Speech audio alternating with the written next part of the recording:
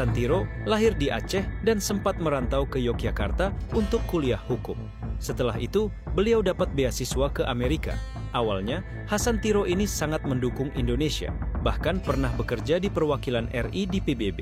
Tapi, hubungan beliau dengan pemerintah mulai renggang setelah surat diplomatiknya dicabut gara-gara Hasan Tiro mendukung pemberontakan yang sebelumnya dilakukan Daud Biureweh. Setelah itu, Hasan Tiro menetap di Amerika dan mulai membangun gagasan Aceh Merdeka. Beliau merasa bahwa Aceh yang kaya sumber daya alam seperti gas dan minyak kurang mendapat perhatian dari pemerintah pusat.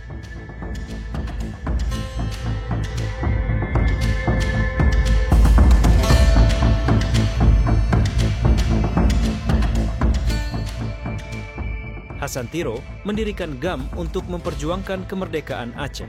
Kalau dilihat dari kacamata pemerintah Indonesia, jelas beliau dianggap pemberontak. Tapi, kalau ditanya ke sebagian masyarakat Aceh, khususnya yang merasa kurang diuntungkan dari kebijakan pemerintah pusat saat itu, beliau adalah simbol perjuangan. Ketika GAM dideklarasikan, anggotanya hanya sedikit.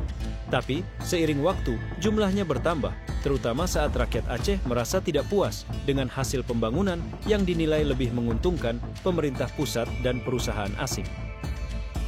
GAM ini menjadi sangat aktif pada masa Orde Baru. Karena itu, pemerintah menindak keras para anggota GAM. Banyak yang menjadi korban, baik dari pihak GAM, militer, maupun rakyat sipil.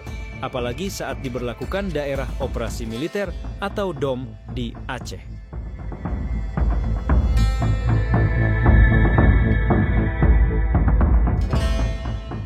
Lalu, ada satu momen besar yang mengubah segalanya. Tsunami. Peristiwa ini bukan cuma meluluh lantakan Aceh, tapi juga membuka mata semua pihak bahwa konflik nggak akan membawa kebaikan.